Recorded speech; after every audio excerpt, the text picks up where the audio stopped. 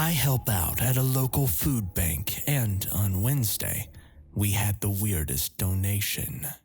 Written by SackvilleMor. A young woman stood in the doorway, hands cupped as though protecting a baby bird. She was waiting, it seemed, for an invitation. Hesitance like that is a common sight at the food bank. It's tough for people to ask for help, even when they really need it. It breaks my heart to see how many hang their heads trying to hide tears of shame when collecting a meager box of supplies to see them through. It's not their fault. The government should do more, starting with knocking off all the "poor people are lazy" rhetoric, especially now, but I digress. The girl was slim, gaunt even, and barely out of her teens. The faded yellow dress she wore hung off her bones several sizes too big. I doubt that it did much to keep her warm in the damp January air. She looked around for a bit, and I did my best to give her space, busying myself by taking inventory. Lots of folks get spooked if you're too keen, and often the courage it takes to walk through the door is brittle. I try to feign indifference as a kindness. After a minute or so of steady observation, she appeared in front of the table as I was stacking bags of pasta. I glanced up with a practiced smile. Her eyes had a strange, still quality that caught me off guard. I don't remember ever having been looked at like that before. So coolly, so thoroughly. Hiya. Suddenly, my throat contracted and I sputtered, seized by a violent coughing fit. "Sorry about that," I said, patting my chest. "How can I help?" The girl hadn't moved, hadn't blinked. Her face impassive and inscrutable as a statue. She simply stood, boring into me with her flat gray eyes. I'm not very good at silence, and to ease the discomfort, I fiddled with the string on my hoodie, trying to think of something to say. Thankfully, she spoke before I embarrassed myself by babbling. "I have things to give," she said in a steady, measured tone. Great," I gushed. "We're grateful for whatever you can spare." I gestured at the table of rice to my right and began to tell her which bits we were typically low on. Tea bags mostly, though stock cubes were always welcome. She raised a hand to stop me, and I did stop, compelled by her gesture. The way she moved was considered, commanding even. It was peculiar to see authority like that in someone so young. In many ways, she still looked like a child playing dress-up in her mother's clothes. "I offer this." She placed a small brass tin about the size of my fist on the table between us. I wasn't sure what to say. It was tiny, but I didn't want to seem ungrateful, and after all, every little really does help. "Thank you," I said, trying to keep the disappointment from my face. "It is for everyone," she said, and then turned away, walking back out into the cold, the flimsy cotton dress gently lapping at her calves. I regarded the tin with vague contempt. It looked like one of the ones old-fashioned pastilles came in, and I highly doubted that it would be of any use to us. Still, not looking a gift horse in the mouth is good advice, and I resolved not to be so dismissive. Perhaps it would be something we could divide between a few boxes, or find a use for in one of the trickier dietary bundles. To say that I was astonished when I twisted off the lid would be a phenomenal understatement. Inside the tin, on a layer of plush, suede-looking fabric, sat a single sweet wrapped in bright purple foil. "What the?" I muttered, tilting it slightly in my hand, bemused. I screwed the lid back on and strode across the room, eager to share my peculiar experience with the other volunteers. "Mark, come and see this," I called on my way over. Mark was the project lead who had recruited me, a perpetually cheerful man with glasses that always seemed to be trying to escape his face. He held them in place with a well-practiced forefinger, trotting over to my side. "What you got, D?" I handed him the tin without a word. Alice's curiosity had peaked too, and she used the carton of UHT milk in her hand to nudge Mark slightly, angling for a better view. He frowned and turned the tin over, probably looking for an expiration date out of habit, and then gave me an inquiring look. I shrugged, telling him that it was a donation from a walk-in, while Alice tutted and went back to her boxes, grumbling softly about people taking the piss. Twisting the lid off just like I had, Mark brought it up to his face and sniffed at the shiny wrapper like a bespectacled truffle pig. The absurdity of the whole thing tickled me, and I let out a snort when I laughed. I was about to ask what he thought we should do with it. A family sheepishly entered the hall, their confusion and worry drawing my attention enough that I abandoned Mark for his investigation and headed over to greet the newcomers with a welcoming smile. I wish I hadn't left him like that. If I had stayed, it might have worked out differently. We would have probably had a quick giggle and then chucked the wretched thing. It would have been just a fun, odd little story to tell each other. An in-joke about the weird woman and her tin. Now it's so much more. When I left that afternoon, I'd pretty much forgotten about it. The day had been busy and my mind was already on tomorrow's supermarket delivery. I was completely ignorant of what was coming, of what I had done. When I went in the next day, Mark's car was parked outside. This wasn't unusual. Part of what made him great at the job was his commitment, and he was often the first one in and the last one out. It was strange that he hadn't heard me open the door, though. Normally, I'm greeted by his terrible, if enthusiastic singing, or at least the sound of him faffing about in one room or another before setting up. I figured that he must have been in the loo or something and set my stuff down, preparing for the day to start in earnest. After fiddling with my phone and tracking down the sign-in sheet, movement across the room caught my eye.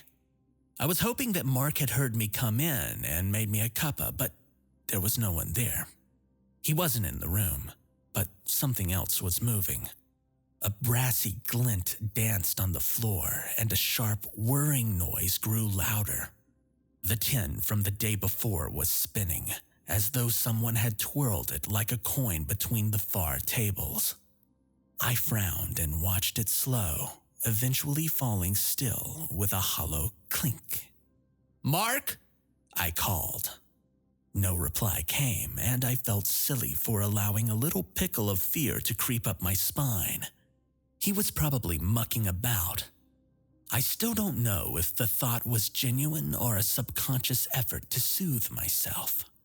"Mark, stop playing silly buggers and put the kettle on." There was a shuffling sound from the direction of the kitchen, and I let out the breath that I didn't know I'd been holding. 10 minutes went by, then 15, and then 20. Every so often, I would find my eyes sliding back to the tin. I don't know what I expected from it, but my nerves were jangled, and I gave it a wide berth as I stomped to the kitchen, annoyed at Mark and myself in equal measure. It was empty, but the whole room was in disarray. Cupboard doors were opened, coffee granules were spilled all over the countertop, sugar crunched underfoot. My irritation dissolved into worry, and I shouted for him again. "Mark, are you okay? Where are you?" Another clang came from the hall, and I headed back the way I had come. There he was, finally. I was awash with relief. His back was turned, and he was hunched over as though looking for something. I assumed that he had dropped his glasses like always and started to head over to help. "Hey!" I wanted to ask him what was going on, what had happened in the kitchen, but before I could get the words out, he stood and turned. My hands flew up to cover my mouth on instinct. The man in front of me was indisputably Mark. There could be no doubt. The clothes were the ones that he'd been wearing the day before, but his face, there was something wrong with his face. At first, I thought that he must have fallen and injured himself somehow. It was like I could only take in flashes of what I could see, partial snapshots. Like I couldn't process it all at once. His face looked raw, but it wasn't blood or bruising. The color was all wrong. His mouth was smeared with a deep plum stain, spreading out across his cheeks and chin. I reached a hand out to him, then faltered. The color wasn't on his skin. It was under it. And it was moving. I could see clearly now. Thousands of tiny capillaries writhing around his lips, pulsing with every beat of his heart. My own hand hadn't moved, and I could feel the pressure of it grinding flesh against teeth. It took all the strength that I had to tear it away and speak. I'm gonna call you an ambulance. You'll be... The next part is a blur. I tried to reach my phone, worried that he might be having an allergic reaction. I was scared, not of him, but for him. I should have never turned my back. My head hit the back of a plastic chair as his weight slammed into me from behind. The impact turned my vision to static, and everything else was just a tangle of limbs and agony. He grabbed me by the temples, kneeling on my thighs, fingers tangling in my hair, and he lifted my head to his as I tried desperately to blink away the involuntary stream of tears. I could see him, not clearly but well enough, as he loomed over me. The wine-colored threads had spread up the side of his nose, twisting the contours of his face into something monstrous. Their throbbing made me want to retch, and I clawed at his hands, struggling to free myself. Mark yanked my head back, making me yelp in pain, and pulled me closer. Close enough that I could see his dilated pupils and smell the copper tang of his breath. The veins in his face were twitching as though they were alive, some distending to the point of bursting. A few at the corners of his mouth split, spilling their thin blackberry ichor down his chin. He tilted my head back, pulling at my hair, silent and merciless. Alice burst through the door with armfuls of shopping, walking straight into the chaos. For a second, we were all caught in dumb shock. Mark and I startled by the noise, and Alice trying to make sense of what she saw. It was enough for me, though. Mark was distracted, and taking the advantage, I grabbed the closest thing to hand, smashing it into his distorted mug with all the strength that I could muster. The same revolting liquid that had erupted from his skin splattered over me and the floor behind, but I kept on hitting and screaming until Alice pulled us apart. For the first time, she got a good look at his face and gasped in horror as he lolled on his back, barely conscious. I just panted, clutching the can of value grapefruit segments to my chest. While Alice called the paramedics, I caught my breath. The adrenaline combined with the taste of his blood in my mouth made my stomach churn, and I heaved myself into a more comfortable position in case I needed to be sick. As I shifted my weight, I felt something cold against the heel of my left hand, and I flinched. I knew what it was without looking. Mark was still lying prone, seeping dark fluid from his wounds, and Alice was here now. Help was coming. I was safe. But still something about this tiny object frightened me. I thought about throwing it across the room, one fierce lob to get the wretched thing away, but I couldn't risk Alice picking it up. I didn't want her anywhere near it. Hesitantly, I closed my fingers around it without braving a glimpse, only to snatch my hand back in surprise. The lid was off, and spread out neatly on the velveteen lining was a square of bright purple foil. Something inside me knew that Mark had opened it. Even before I touched it, even before I noticed the embossing inside the foil, he had peeled it apart so perfectly that there wasn't even the slightest tear. He had even smoothed out the creases. The only imperfection left was the word at its center. The rest of the day is basically blank. I was taken to the hospital, that much I know. I have some vague memories of tired voices, warm hands, and the hem of a yellow dress. Though mostly all I can recall is a muddle of noise and confusion. My injuries were superficial, barring a concussion. But they've kept me in for testing because the doctors don't know what's wrong with Mark. They did what they could, Alice said, but there was something very wrong. He's in a medically induced coma right now, but I can't help but hate myself for it. I did that. I hurt him. Not with the can, but when I left him with that tin. I handed him something evil, and he was corrupted by it. It should have been me. When I woke up this afternoon, the nurse told me that I had a visitor. I hadn't been expecting anyone and shrugged in response. "You're very lucky to have such nice friends," she said, pulling the lid from my gift to show me a single, perfectly wrapped orb. I forced a smile as she nattered cheerily about how expensive and fancy it looked. I didn't have the strength to argue, or explain, or even cry.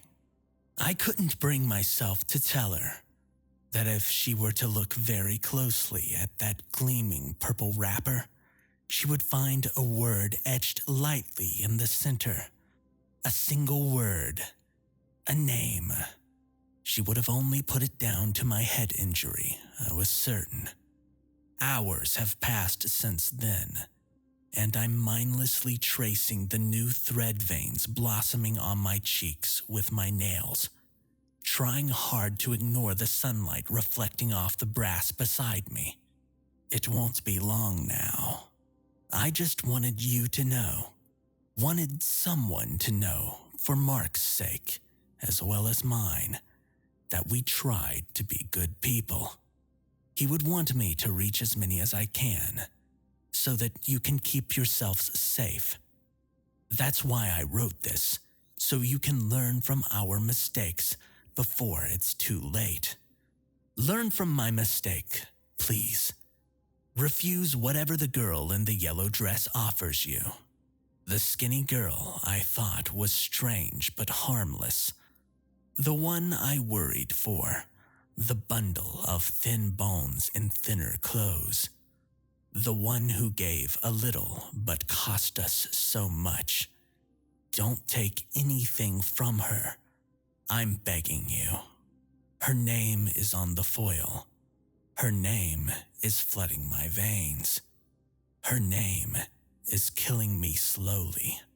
Her name is Pestilence.